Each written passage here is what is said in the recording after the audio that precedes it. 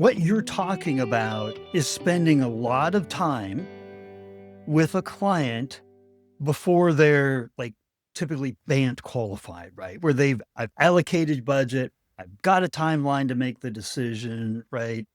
So that's where most sales teams want to spend the majority of their time, right? Because they're compensated on short-term quota attainment, right? And you go in board meetings and everything, and nobody says, "Hey, how much time are you spending on people that really aren't ready to buy?" Nobody says that. So how do you justify spending time dedicated to deals, opportunities that are in your ABM target list, but aren't ready to buy now? Yeah. So I touched on it there, and I could sum it up by saying the objective and the goal would be to rule deals out. So actually, you're dealing with a busy person, you're a busy person, and you have to value your own time too, because at the end of the quarter, it's pointless talking about all the great conversations you've had if you still have no deals converted. And very easily, you could be a busy fool and you could have, a phenomenal number of deals in your pipeline and your conversion date keeps getting pushed out. I can't commit this quarter, but I'm assured that they can commit Q3. At some point in time, you just have to rule them out. You keep them warm, you stay close, as I described, but you work on the deals whereby you have validated their pain points, you've diagnosed the problem, you have a cure, you have the solution. They have the budget, they have the bandwidth, they have everything that you need for them to have. And then from there, then it's all about making sure that you built that relationship, you've gained their trust, you're adding value in every conversation, and then you can start selling and closing. And you mentioned earlier that like building that relationship and building trust is the true competitive advantage. And if others are focused on the very end of the buyer's journey, the ones that have raised their hands that said, "I'm in the buying motion, I'm ready to buy," and there's a feeding frenzy that's happening there.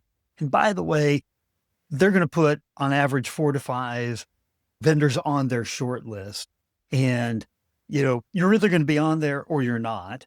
And even if you're on there, usually the top one or two are the ones that win.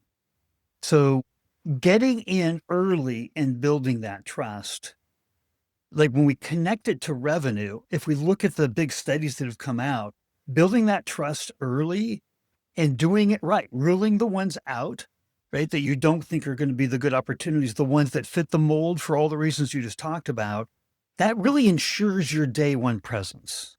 And if you don't do that, then you're not going to win the deal. Now that's impact. That's revenue impact right there. Yeah, absolutely. And you referenced it earlier and I could not agree more. It's 100% right.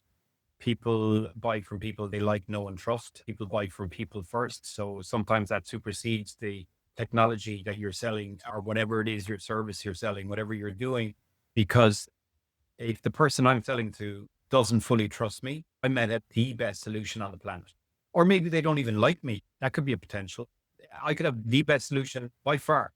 I could have really the best price point, but if they don't like me, don't trust me, I'm not selling there. And if I skip steps and if I rush people through the process without fully understanding their motivations, their drivers, their pain point, and having a really solid understanding for the challenges that they're experiencing, and oftentimes it can be uncovering the full breadth of the problem. So in conversation number one, they're talking about a specific issue they have. And I suppose the temptation for a salesperson is to jump in and start selling to that one point without fully diagnosing all the issues. So if they took their time and made the prospect elaborate on that, most likely what they're going to uncover are 4 or 5 other sub issues that they have coming from that one issue, and maybe 2 or 3 other major issues that they would never have uncovered if they jumped in too soon. The real differentiator is trust. And there's only one way that you can tip that in your favor. And that's to make sure that you're early in the process, you're listening, you're talking, you don't overpromise, you don't create patterns that, whereby you're kind of giving a false impression of yourself. You don't start selling too soon, pitching. You have to understand their world inside out. And you have to be truthful and even truthful when it's not convenient. So I have a great story around that, actually. One of our greatest and first partners, and they're now friends as well. It's going to be a common theme in this conversation. But a big German tax company, I'm not sure if I can name drop on this, so I won't, but they came to us. We identified them fairly early in our evolution of our software. And we didn't have the full country coverage that we have now at that moment. And we didn't have the full feature stack that we have. But I had the opportunity to pitch to them. And in that kind of discovery phase, I identified that they tried to build their own tech and they had failed at a huge cost, that they understood our evolution because I was very transparent. I had the opportunity to future sell, or I had the opportunity to, as I called it, the actual state of play. So I pulled back the curtain and let them see behind, let them see the state of evolution of the platform. We showed them absolutely everything we had in that moment, showed them our product roadmap. It was a risk. I can acknowledge that in hindsight, but it was a risk I was prepared to take because I felt I really got to know the guys. I really knew their motivations and their drivers. And I knew that our software was perfect for them if they were going to be patient. I identified the fact that, yeah, our software was perfect for them. Yes, they were going to be patient. So we just went on a journey together then.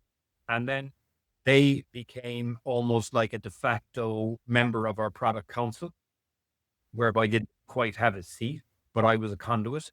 And like they influenced a lot of the dashboards, analytics, features that we had within the tool because they were able to give us a different perspective. And that was phenomenal, phenomenal opportunity. And that was born out of really understanding and honesty and trust and relationship building.